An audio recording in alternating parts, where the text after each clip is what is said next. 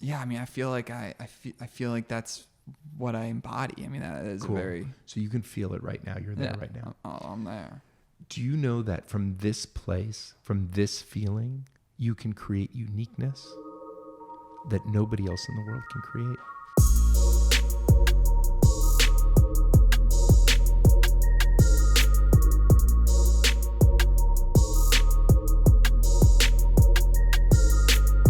All right, boom, we're live. David Strauss, how you doing, my man? I'm doing great. How are you, Ian? Living the dream. And I just got to give a quick shout out to our mutual friend Anton for officially introducing us. Totally. What an amazing human. Yeah, he's amazing. I love that guy. That whole community, that Dr. Joe Dispenza community, and all these law of attraction people that believe it, that speak it, the leadership development, it's so addicting. He's doing great work. And my wife and I and our kids, and just we've enjoyed engaging and have met amazing people through that work. And Anton is certainly one of them. And so big shout out to Anton for putting us together. And it's great being here, Ian. Just really wonderful meeting you. Absolutely. And you are a force to be reckoned with. I know you were just talking about you were speaking on a stage in front of something like 12,000 people. Not 12,000, but you know what? Put that out in the universe, and that'll happen, right? Yeah. It was about 1,200, so it was cool. Yeah. Isn't that so empowering when you're just stepping out there and you're in front of people and you have their full intention, just to be able to speak into them and see people's eyes light up? It's been fascinating for me, and what's also been really cool, and I mentioned this, that my jump into social media has been relatively new for me. I've had engagement in social media, but my real jump into it has been relatively new. And what's been so cool is to get notifications from people, direct messages from people from all over the world who see something that I write, read something that I write, something that I say, and engage with me on it. I had a woman in Argentina who had read one of my posts and sent me a note saying that her mom had died 3 months ago, and she was trying to come to terms with needing to bury the ashes. She had kept the ashes, and it was a very difficult decision for her. And something that I had said in one of my posts really touched her, and it touched her in a moment while she was holding her mother's ashes and trying to figure out what to do. And she was able to figure out herself, connect to her heart, and decide what to do with it. And to get that kind of feedback, right, is really phenomenal. It's something that, on the one hand, we look at social media and it's addictive, right? It's like, it's bad and it's addictive, and it's something we need to be careful of. Right. So, right. And on the other hand, it's really a prelude, if that's the right word, it's a taste of how connected we are. And it's a taste of us understanding truly what's to come in terms of how we're going to be able to communicate. Right. Because ultimately, this will sound crazy for some people listening to this, right? Ultimately, we can communicate without that device in really deep ways and without verbally communicating as well. We have that ability just inherently in our body. And for those of our listeners who don't believe it, just like look at intuition. You walk into a room and hey, that person feels a certain way. And that's a level of communication. Well, there's a lot of people right now that are listening that are currently entrepreneurs, and they're people that are looking to step into their power. Some people are on the fence about becoming entrepreneurs. Some people are trying to just level up themselves. You have been someone that has seen the other side. You've started a company, you've sold companies, you've had that whole vision. You've climbed that tower and you got over that tower, and now you're at a whole new level. Can we talk about that climb? What was that like? So you worked A, and then that took you to B. What was that journey? Right. So to be clear, you're asking me about like the tangible climb, the steps, the 3D climb, right? Yeah. Because the real climb is an emotional climb. Got it. So I want to distinguish that. Okay. Okay. And part of the conversation you and I talked about diving into was around identifying your soul purpose. Yeah. And I want, when we get to that conversation, that's the emotional climb. Okay. Right? Because when we get the emotional climb, the tangible climb, that just happens. It could happen in one way for you and one way for me and one way for somebody else. And it's going to happen differently for each of us because we're individuals, right? We're different. But I'm going to still answer the question. I just want to make that distinction. Cool? Fantastic. Okay. So after college, having this experience, I realized, man, I got to go back to Budapest. So I applied for a Fulbright and I got it. And I went back and I spent a year there just studying the effects of the political changes on Jewish identity. And when I was there and I saw people who weren't able to do what they were really passionate about doing in the world, I said to myself, man, I could do whatever I want. I could do whatever I want in the world. So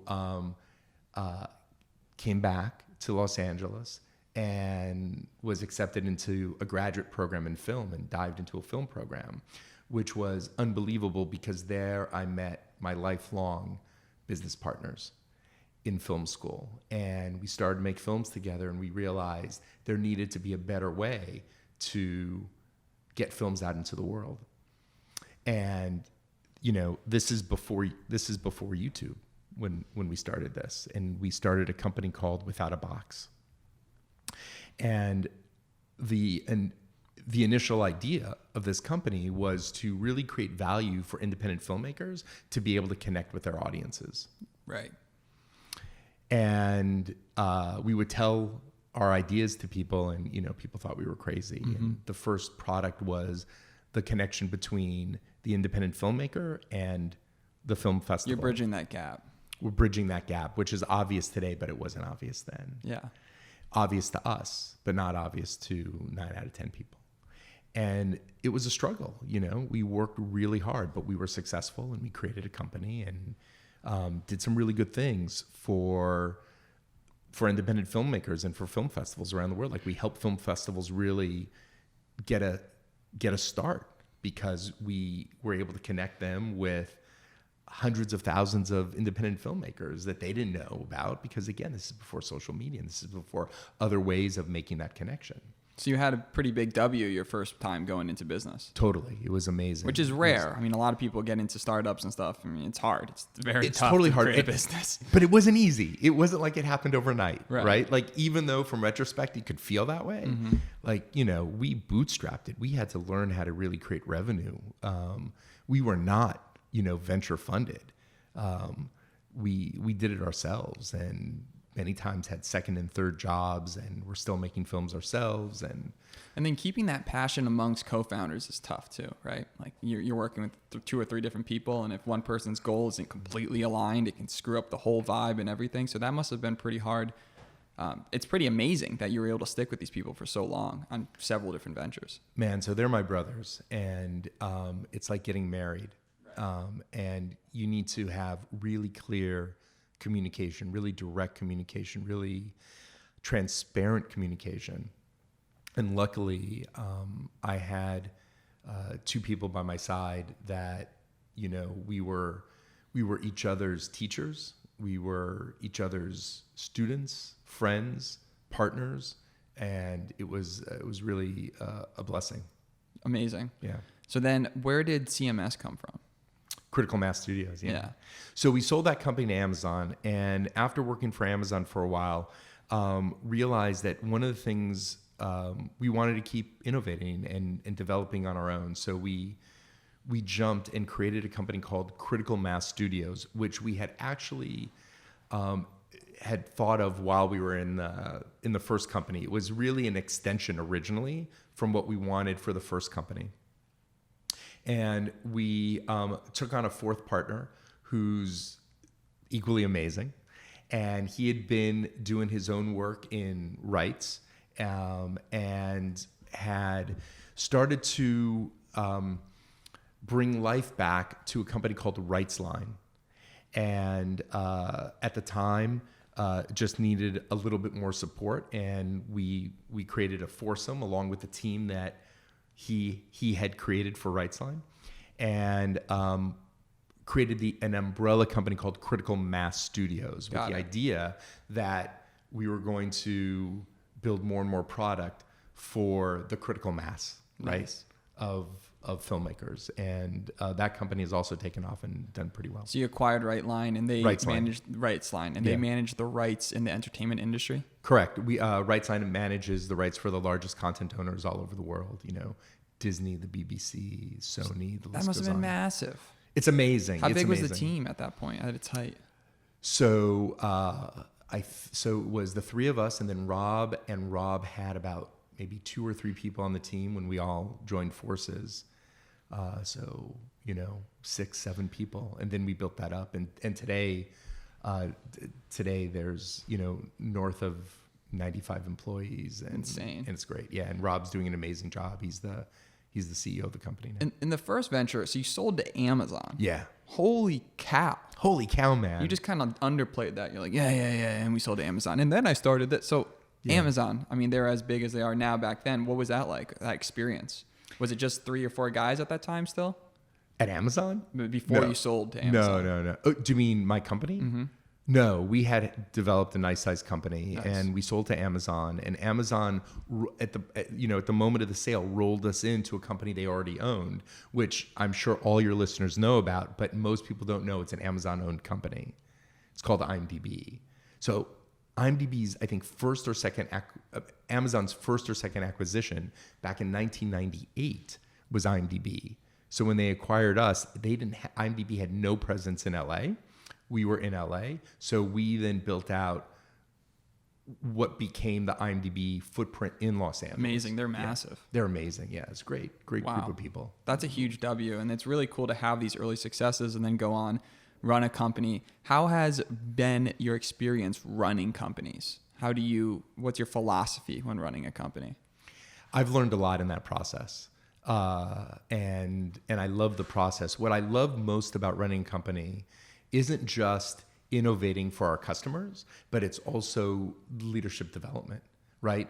Eyeing people in the company and helping them really become who they want to be, whether that means staying in the company or transitioning to something else. I mean, my philosophy is that we always have to be thinking, how are we going to replace ourselves? Because imagine this, if your boss is always thinking how he's going to be replaced, it means there's always more and more opportunity for you, right? And so it doesn't matter where you are in the company. It doesn't matter if you're Bill Gates. Bill Gates even found a way to replace himself, right?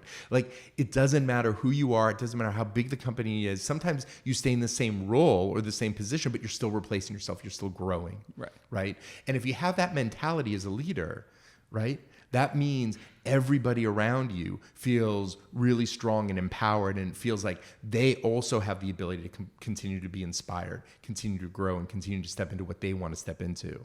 So first and foremost, that's my philosophy. Right, How are you going to replace yourself? Seems like culture is really the backbone of who you are. It seems like you're very good at that. Because that's what makes people happy, right? If I'm working for a company, I want to feel like I'm growing and participating and I'm doing something. The day I feel like I'm not growing anymore is the day I feel underwhelmed. I don't feel happy. Luckily we have that with TrueFace, and I'm so grateful for the team we're working with right now. But just being in startups, man, like, the leadership needs to be pushing that forward. Totally. Yeah. And when we talk about culture, but people don't really understand what's behind culture. What's behind culture is awareness. What's behind being fulfilled in what you do in life is awareness. Because when we have awareness, we see when we're feeling contracted. When we have awareness, we see when we're feeling contracted. We understand when we're feeling expanded. And when we're feeling expanded inside, we feel inspired. And that's where we create from. And when we feel contracted inside, then we're reacting to things out of a feeling of being small. And that's when things break down. They break down for us individually. They break down for us organizationally, right? That's when they could break down for us in our communities, in our families. And so one of the things that I love doing in the work that I'm doing now is really helping people identify their own awareness of who they are every moment of every moment. This might segue into what we're about to discuss, but what do you look for in people when you're hiring, when you're looking to bring on the team? Is it brains? Is it like, what are those things that you're looking for that, like, you know what, this person can be molded, this person wants to grow, I want to invest my time? Because as everyone knows and listens, it's tough when you invest a ton of time into somebody and it doesn't pan out the way they look at it. And then you always look back, you're like, damn, I wish I could have. I wish, right? Because time's the most important, aspect that we have. What do you look for? So let's take one's educational ability and say, someone needs to understand what they're doing, right? So we have that, and that needs to be there. Core, yeah. And sometimes, it's not always there, but if I see somebody can grow into it, then that's great. What I'm really looking for is how accountable somebody is. Mm-hmm. How accountable, do they understand that they have the ability to be not just 50% accountable, not just 80% accountable, but 100% accountable, right? Do they have the ability to one day step into the role of the person they're going to report to and the person that person's reporting to? That doesn't mean that that's going to happen overnight, right? But how accountable can they become? And in order to be fully accountable, you have to be really aware. Definitely. Raising awareness. That seems to be the tagline right there. You're raising awareness, you're raising consciousness, and you're really promoting this entire new way of thinking about things. Dr. Joe, all these guys. And now you mentor CEOs, you mentor people on a much bigger level. At what point did you decide you sell this company, your CMS is massive, you're crushing it. At what point you're like, you know what, man? This company thing's great, but it's time for me to fly solo and start my speaking career, my motivational speaking career, and my leadership, all that. I realized I wanted to jump into it after I sold the company to Amazon, and it started to happen organically back then, and kind of just grew from that point on. When I started the second company, I knew that I also wanted to do this. And then at a certain point, because I was with my same partners now, in the second company, we all supported each other. It was just time for me to jump and do this full time. Nice. Well, let's segue into this. We're talking heart thinking. We're talking head thinking. I would like to go through kind of the exercise that you do with CEOs to kind of help them fulfill their sole purpose. Cool. I would love to do that with you. And I want you to know I do it with a lot of people. You don't need to be the CEO to do it. You just need to have desire to find your sole purpose. Right. And so you ready to do this, Ian? Yeah. For the listeners listening, think about everything he's asking you and think about asking and answering these questions yourself. Apparently, they're going to be very soulful, very introspective. So we're excited to see how this works. You guys are about to learn a lot about Ian Lenhart, a.k.a. Len Jones. Thanks for being willing to do this in a public place. Let's do it. It's going to mean you're going to have to kind of be willing to be vulnerable. You know what I mean? For sure. Yeah. So the exercise here is we're going to help you identify and articulate your soul's purpose, your soul purpose, S-O-U-L. Right? S-O-U-L. Right. Soul purpose. And there are no right or wrong answers to the questions I'm going to ask you. And, this process, Ian, sometimes takes a while, right? So sometimes people come to it really quickly, and sometimes I have multiple sessions over a period of time before somebody actually identifies it. The way you're going to know you've identified it is that it's going to light you up inside. It's going to create this inspiration inside of you. It's going to really touch you. You know what I mean? Right. That's how you're going to know you identified it. And once you identify it, you could always continue to expand it. I'm going to talk about that in a minute as well. Cool. So we're just going to start, right? Yeah, let's do it. All right. If I were to say to you right now, what's your soul's purpose? What would you write down? My soul's purpose? Your soul purpose. And listen, you could have 100 iterations of this. Just what would your first one be? To make people feel good. Great. So write that down. All right. So you're writing down to make people feel good. Yeah. All right. Now write this sentence down. I am. And then leave a space. That. And then leave a space. And for the purpose of just getting the first iteration, we're going to use the structure of this sentence. I'm the blank that blanks. But once we get there, it doesn't matter. You could format the sentence in any way you want. Okay. Let's do another version of this. The first one was, I am a person that makes people feel good, right? I am a person that makes people feel good. Is that, to make people feel good. So what's the next one? Another purpose thing? Another iteration of this. I'm the blank that blanks.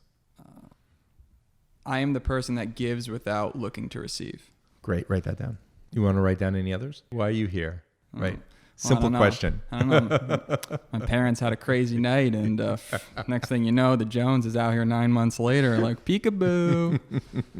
I mean, I don't know exactly because, we are floating on a giant rock amidst time and space, and new science is foregoing all old religions and a lot of things that people have seen, and just new things are changing every day. So I think that's a question we're always asking. But I do know I am most happy when I'm surrounded by people that I love, my friends, my just people that make me feel like I can truly be myself and just laughing, having fun.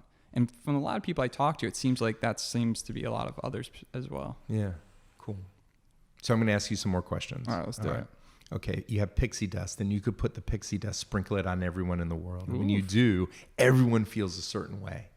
How do they feel when you sprinkle that pixie dust on them? I want to say good, but that's like a lame answer. I guess I want them to feel stoked. All right, so write down good and stoked and... Stoked and passionate about life. Yeah. Because that's the coolest thing. Yeah. You should all ask yourselves, if you have pixie dust and you sprinkle it on everyone in the world, how do you want them to feel? How you gonna feel, people? How you gonna feel? We got the dust fairy over here. Why do you want them to feel stoked? What does that do? It just makes me, just lights me up. It lights you up. Yeah. Okay, so write down lights you up when they feel stoked.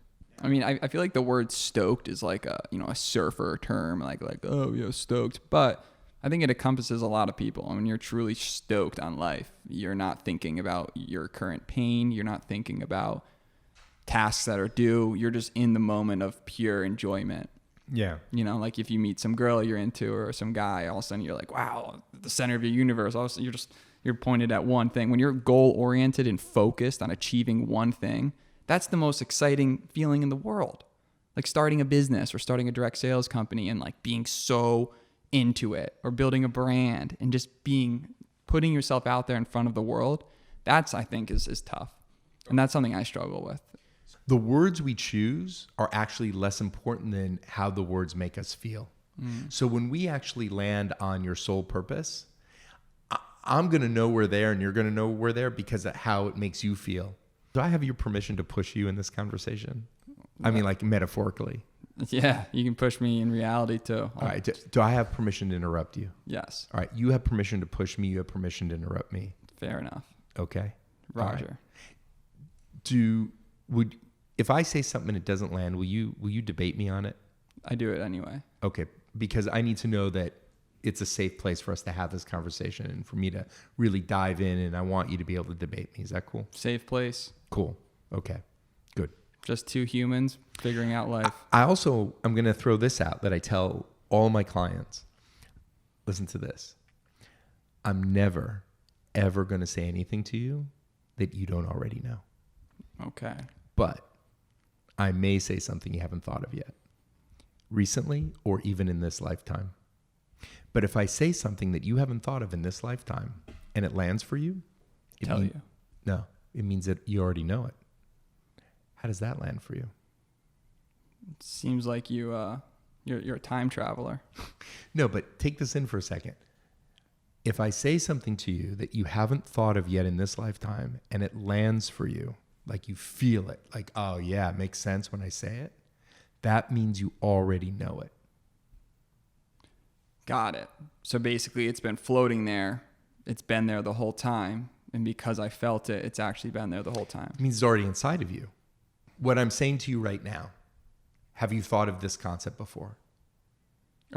Of landing? No, I haven't thought about that concept. Have you thought about the fact that if somebody says something to you that you may not already know, that you may not have thought of, but if it lands, it means you already know it. Have you thought of that concept before? No. Okay.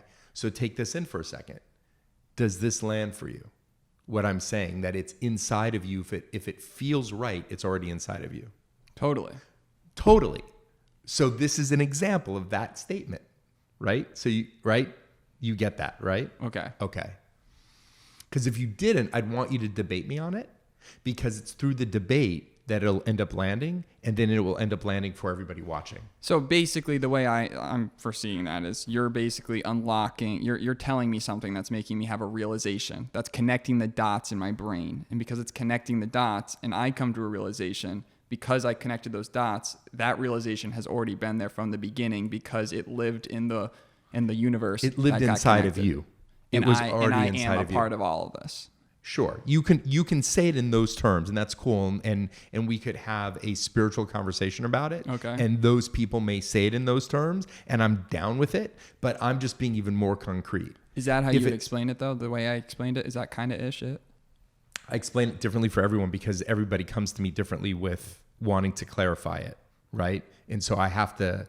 The way I'm looking at it is everything's there. It's all linked, but what you're doing is giving me directions to just put it together. Yeah. If you feel it inside of you, it has to be inside of you. I'm not putting, when you love somebody, that person you love doesn't put love inside of you. It awakes the love inside of you. Got it. So Sky, if I never knew Sky, and the first time I meet Sky, he's my homie. I love this guy. He's one of my best friends. We must have been homies forever. That love, the feeling of the love is inside of you. Right. He's triggering it. Okay. But it's inside of you. If you meet somebody who's triggering anger inside of you, that anger is inside of you. Right. That person's triggering it. Got it. Right. And if we understand that, then we get to have full and complete accountability over everything that we do and all of our feelings all the time. It can no longer be about what somebody's doing to me. So you're empowering people to take control of every feeling they feel. Yeah. Hell yeah. And I subscribe to that. And what this tool does, this soul purpose tool, right? It's a tool. And when we identify it, it lights you up inside. Okay. And so it becomes a tool to use whenever you're feeling not lit up. Because imagine if you go throughout your day making decisions, really understanding what your most inspired place inside of you is, and understanding what that true compass is inside of you. So if I'm in a dark position, I wake up, I get 3 hours of sleep. I have an MRI this morning at 8 a.m., which is all true. Yeah, I know. And I'm not completely stoked. I can use this exercise to find that deep feeling of pure joy, excitement, and happiness just by doing this exercise. Totally. Yeah. How are you feeling right now because of the MRI? Feeling good. Yeah, no, I was very claustrophobic the second time because it was like full body. It was my lower back. I basically, for people that don't know, I have insane sciatica. They found a bulging disc, 6 millimeter bulging disc, which can be a cause of that. But I did all the other things, epidural shots, physical therapy, spinal decompression. None of it's working. It's only getting worse. So my belief is that there's something else going on. So today I got a third MRI on my pelvic region. But it was great, actually. I met someone who actually subscribed to the podcast. Oh, cool. You got a new subscriber in the MRI office. He was a homie. Yeah, very great cool. guy. Cool. But you mentioned something about humming. Oh man. Okay, you want to hear that story? Yeah. All right. So I had to do an MRI several years back, and I'm not somebody that would normally hum like while I'm driving. Like, it's not my thing. I'll listen to music. Sometimes I might sing, off key to whatever I'm listening to. But anyway, I get in the car and I just had this immense sensation to find a vibrational tone in my body and let it out.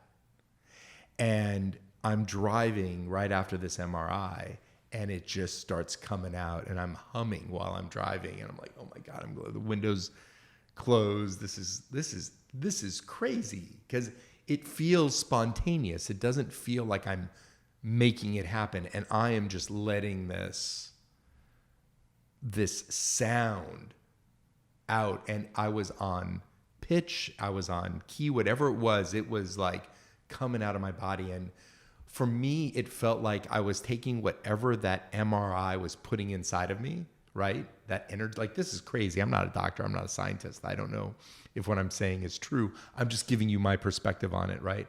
But I felt like whatever was going inside my body during the MRI, right, was being released with about 20 minutes of this vibrational tone that was coming through my entire body, through my throat. So you never read about this, that this is a thing to anyone else? This is a 100% a personal discovery by you? Yeah. I don't know if this is the thing. I don't know. I make you like, this is just like something that I did, and I felt a release while I was doing it. And I don't know. Who knows? Every good idea starts with one person having an intuition. So I'll definitely look into doing that. We'll get some humming going down later.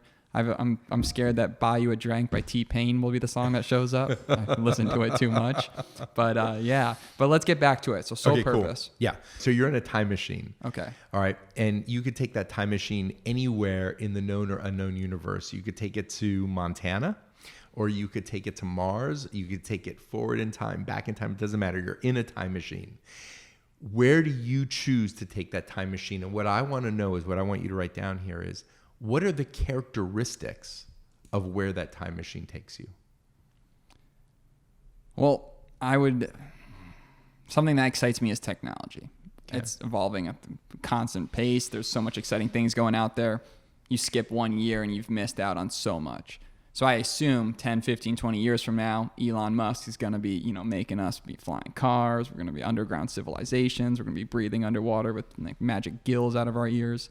So I would like to go in the future, but in a world where humans didn't completely ruin it through time, like through climate change. Cool. So write down right now just the characteristics of where, let's see where Ian's going to take the time machine. What are the characteristics of where he chooses to take that time machine? All right. Well, coral reefs, beautiful, gorgeous coral reefs. Coral reefs. We're going to have coral reefs going. We're going to have macaws, beautiful, toucan sand macaws, cool. Beautiful animals. Mm-hmm. That stuff gets me so excited. Just the beauty that nature has created in terms of colors. Lots of color, lots of trees, lots of foliage, whole succulent farms, just very good. I'm just picturing this beautiful world with nice waterfalls that land into hot tubs, and you can just go in and you're getting in this hot tub and it's warm, it's nice. You don't have to pay $5,000 for it. It's nature's providing it. Just a complete recovery zone is what I'm picturing. Great. Cool. That was all nature related? Yeah, is that great. What I was supposed to do? Yeah. There's no supposed to. It's just you explaining what it is for you. Other people might say, I want to be in a room with, X, Y, and Z in the room, or whatever it is. Your answer's perfect. I mean, if you wanted me to go deeper into that, I'm thinking I'm in a room with all of my future family, multiple. You may not be in a room. You might be in nature with your future family. Yeah, like Tarzan and Jane action going on, but we have cell phone service. Cool. All right, you're 120 years old and you're on the porch of your home, and that porch is exactly where you want it to be. People from throughout your life are coming to you to thank you for something. What are they thanking you for? Write that down. What are they thanking you for? Dinner. Because I'm all about, like, something personally for me. I love this. I do this right now. I have dinner parties where I'll invite 20, 25. We're getting up there. We're trying to expand our boundaries, but I invite people over and I make complete dinner. I don't ask people to bring anything. You drop $200 on dinner, but you make a bomb dinner, chicken parm, everything you can imagine. It's only BYOB for the future because that stuff's expensive.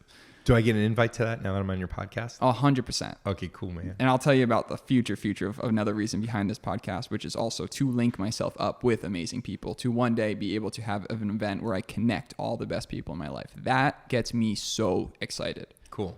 You love connecting people. I love connecting people. Cool. And that's the goal of this podcast for everyone listening. You hear one of these listeners, you hear David, you want to connect with David. Boom, there's the connect. Now go build something amazing and then tell me about it over some chicken parm one day. Cool. Okay. Next question. Okay. You have access to a billboard and you can put anything you want on that billboard for the world to see. More people see this billboard than any other billboard in the world. You can put a picture, you can put a word, you can put a sentence, a paragraph, a drawing. What do you put on the billboard? 100% I put down the phrase, it's a damn good day to have a damn good day. But I want to be known as somebody that didn't have it easy and had to struggle, just like everyone else going through struggles? When a manager, let's say when a VP at a company wants to hire somebody, right, into a director's role, and they look at who their team is, they're not going to look at a manager and say to the manager, I want you to start being a director, and therefore I'm going to make you the director. A good leader is going to look at which manager is already performing as a director, and then they're going to say, hey, man, you're the director. Do you see what I mean? Yeah. Like when you start to already be who it is you want to be, then all of a sudden that's how everybody sees you. Does that make sense? 100%. Okay. That idea that we're actually creating for ourselves every moment of every moment just by being, just by feeling, well, being is actually a connection between what we think and what we feel, right? Okay. So when you say, and I want you to just listen to yourself say it, and if you tell me you don't feel it, that's cool. But when you say, I want to be known as somebody that can stay happy even in the face of struggle, and that I like have a badge of honor that I've had struggle. Do you know what I mean? Right. That's the same thing as the manager who's showing up as a director and then becomes the director. It's like the person that's showing up that wants to be seen as the person who has struggle. So you have to create struggle for yourself in your life, or you can't be seen as the person that overcomes struggle. 100%. And I'm not saying there's nothing wrong with creating the struggle, because, man, I've created struggle in my life. And I know a lot of amazing people that create struggle in their lives, and they go on and they overcome it, and sometimes they don't overcome it. And gosh, I hope I can overcome it when I create it. But what I'm saying is, when you put it down like that, like you did, right? How do you know you're not creating it? True. And what I'm saying is there's another statement for you to say about what you want to be known for that might have nothing to do with struggle. Does that mean that you didn't have struggle? Maybe you had struggle. But I'm saying find that other statement as well. Yeah, BK Barreco, huge passionate leader in my life, the ex-CEO of Vima, crazy stuff. Look into episode 8. It's our most popular episode, what happened to him. And he said he heard an old saying that CEOs are like tea bags. You don't know how they are until they're put in hot water, right? You don't know who they are until they're put in hot water. I want to be smiling in that hot water. Yeah, or maybe, yeah, I get it. So, or maybe you won't ever have to be put in hot water. Because I'm on a floaty. It doesn't mean you won't have struggle, man. It doesn't mean that you won't grow. Like, we all grow by making mistakes, right? And life's a struggle. Yeah. Nature's violent. Nature's crazy. You know, it should be painful. There should be crazy stuff that happens. I disagree with you, man. Well, I don't know. I look at an account like Nature is Metal on Instagram. I know, like, sorry if that's a little gruesome for people, but I mean, it talks about the brutality of nature. It exists. Nature, it exists. And whenever we have something break down, something better gets created. I'm not displacing that. I'm not debating it. Right. I'm saying that we don't have to want it. I feel you. We don't have to pull it in. We don't need to want to have it to become it. Exactly. We need to flow with it. Flow. That's my favorite. I love that word. Let's dive back into the soul purpose conversation. Cool.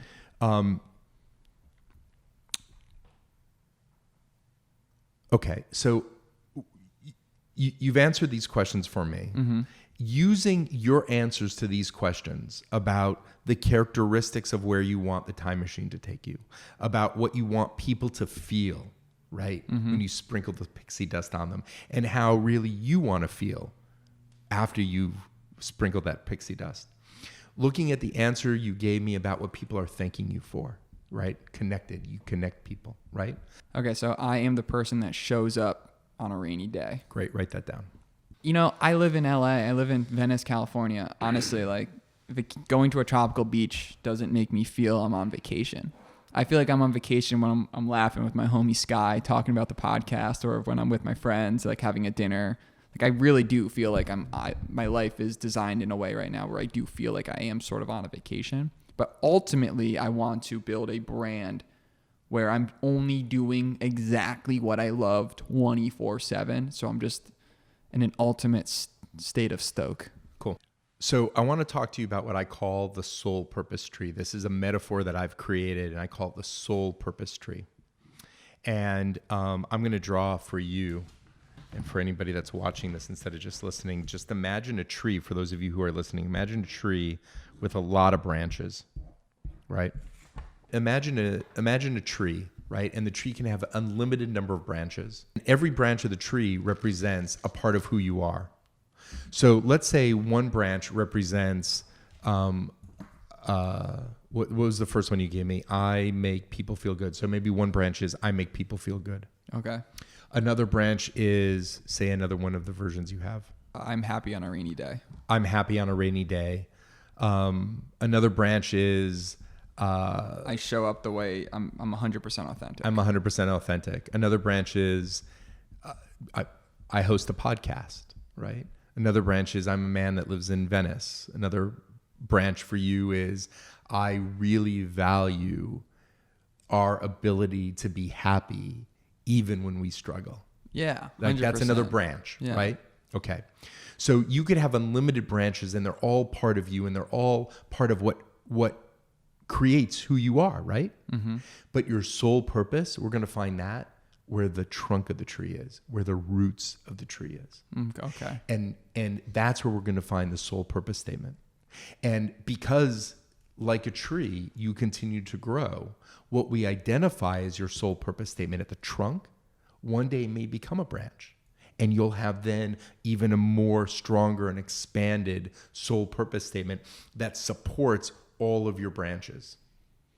And that's how these huge performers like, Jack Canfield or anyone that's doing something incredible, Bob Proctor, people that when you see them, they're just so on point 24/7. Like if for the listeners listening, do you ever meet someone that you're like, oh my gosh, how is this person so good all the time?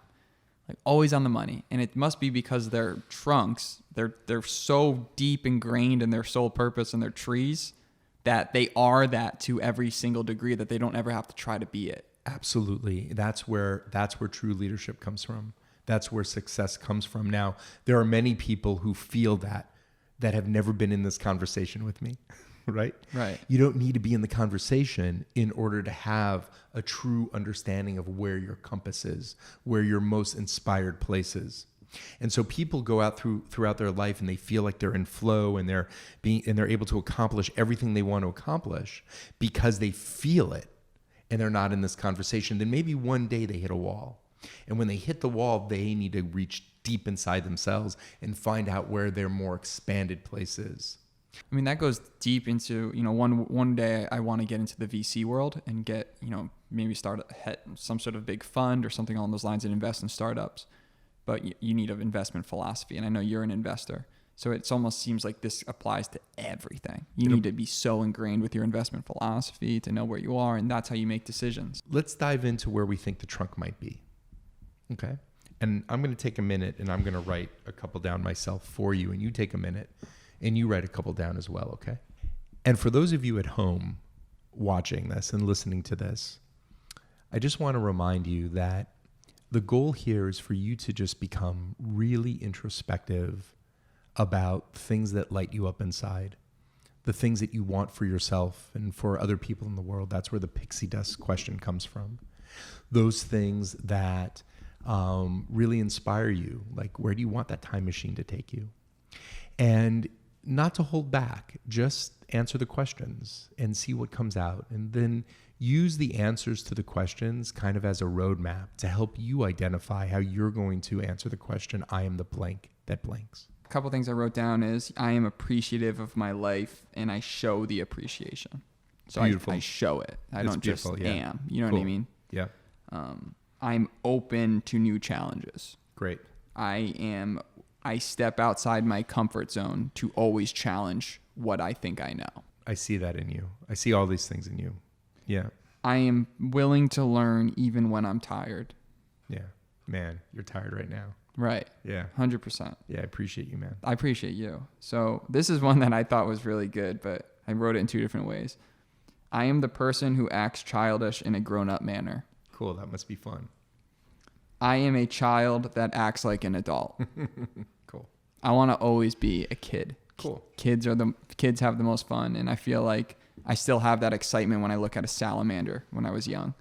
You know, like that kid looking for the turtle, like just stoked on life and nature. Like little fish just blow my mind. Cool. And I want to keep that to the day I die.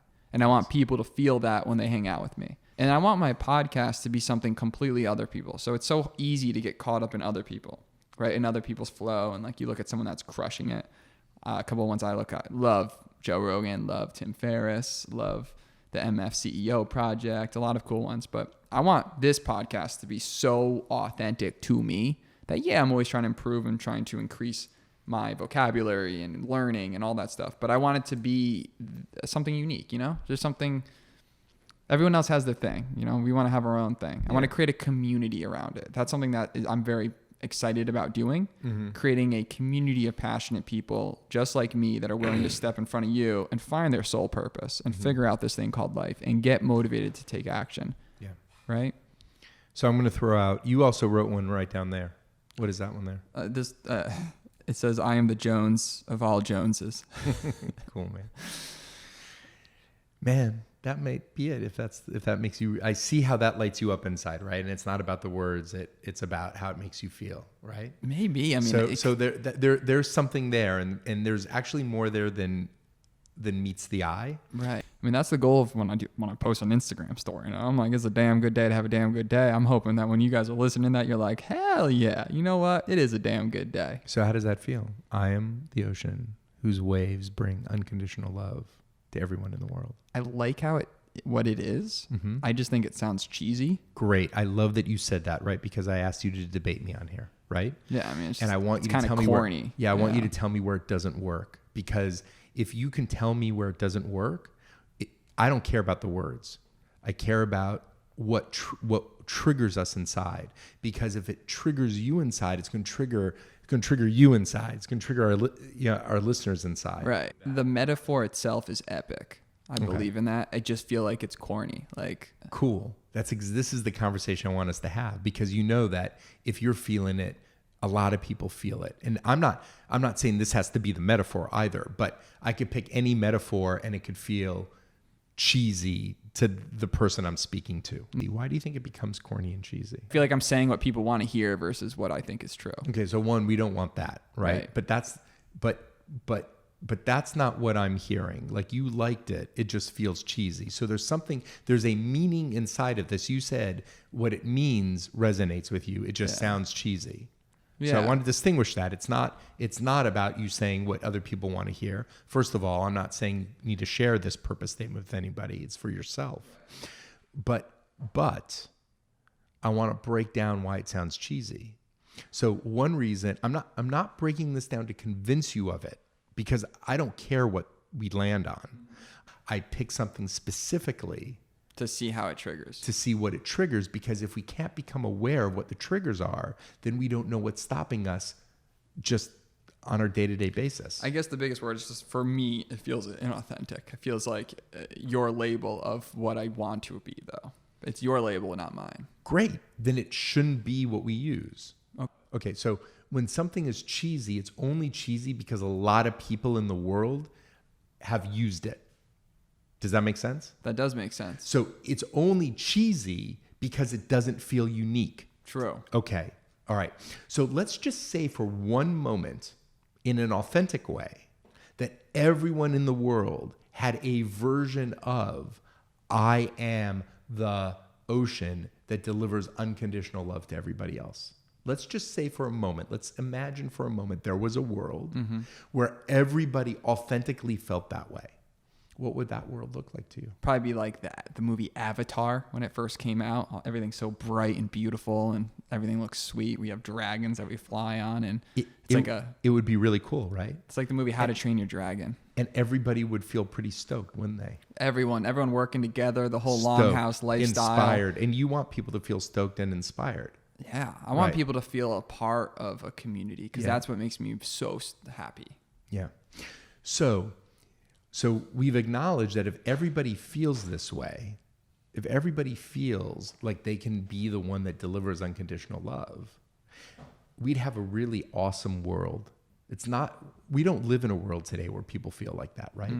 Okay. So we've acknowledged that if everybody did feel like that, even though it would feel cheesy because everybody felt like that, if everybody actually had the ability to want that and feel like that, that'd be a pretty good world, right?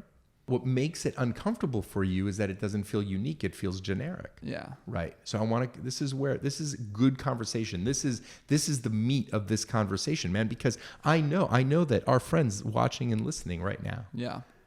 you're not the only one that feels this way. When you say that sentence to yourself or a version of it about being connected, for a moment, don't think of it as cliche. Just go into that place, because when you first said it, it lit you up. I saw it in your eyes.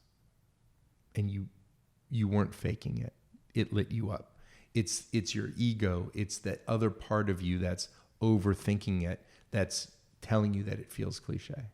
Yeah, I mean, I feel like I feel like that's what I embody. I mean, that is Cool. a very... So you can feel it right now. You're there right now. I'm there. Do you know that from this place, from this feeling, you can create uniqueness that nobody else in the world can create? From this place, this is where authenticity comes from. This is where individuality comes from. There is only one Ian. There is only one person in the world that, when they speak, speaks like you speak. When they think and they take that thought and they use their vocal cords to express it, does so in the way you do. And when you feel fully inspired and expanded inside and in your creativity, you have full access. You have full access to actually create using what Aristotle called first principle thinking, creating from the unknown, creating from what doesn't already exist. You don't access that place from being contracted. You access that place from feeling the way you feel right now in this moment. So the silly paradox that our brains put us in is that when we say something, but we think it doesn't feel unique to us, but it lights us up inside, we bucket it.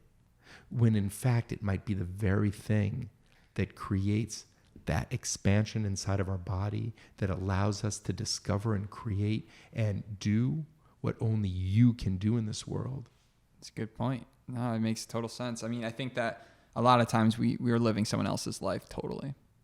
We're not living our own. We're not living our own because we're scared of it. We're scared of leaving the Right. conformity. I mean, we're scared of wearing the clothes we want to wear because of what people will think. Right. We're scared of starting a business because of what people will think. Right. But we're it scared seems of saying a sole purpose statement because of what other people will think. Right. That's crazy. Yeah. It seems like the ability to find your sole purpose actually increases your individuality. Exactly. It increases your individuality. And I told you, where does that sole purpose on the tree exist? It exists at the roots. Yeah.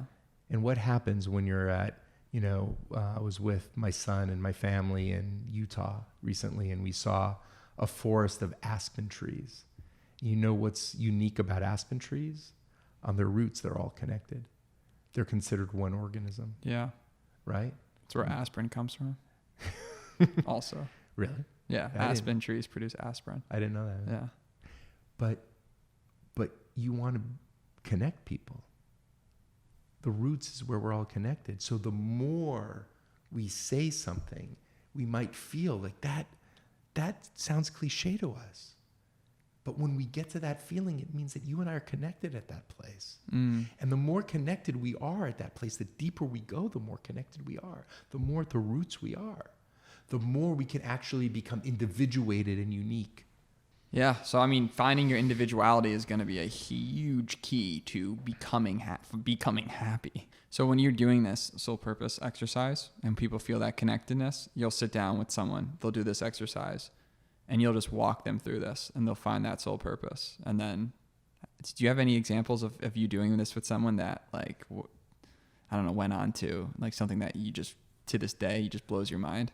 I've had the pleasure of working with really amazing, generous and successful people in the world. Right. And they're already amazing and generous and successful, and before I've worked with them, right? So you must see this uncomfortable feeling that you're getting more comfortable all the time. You're so familiar with it. Yeah. Like I know what creates uncomfortability, so I bring things up in the discussion to get people there. There's parts of this discussion we haven't talked about. Like, there's no time to talk about, but there's a whole story around not being a metaphor that's big, or about not wanting to, a big question I get pushback on is, that is exactly who I am, but not for the entire world. Yeah. Just for my organization and my family.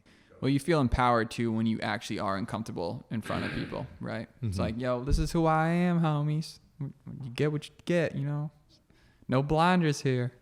And again, the soul purpose doesn't have to be communicated to the world. That's for you to know. So when you can recollect on your soul purpose and you figure it out, it will light you up every time, regardless of what anyone says or anything does. It's your thing. It's your words and gateway to your core. Yeah, and it's always expanding. So whatever you land on today, a year from now, you might find a different set of words. And you'll find it easier to be authentic, easier to be yourself, easier to have impact, easier to change lives because you know your soul purpose. As always, dude, you're a 1 in a million. Like, amazing. You just, who you are as a person, it's very impactful. I know how much lives you've changed. I mean, it's just been powerful. It's been fun. And I really look forward to staying connected with you for multiple years out. Yeah, this is just the beginning. I'm excited about what goes down because I can see you expanding your operation like you do. You got the CEO, but you got the CEO lifestyle and mindset to expand and grow this thing. And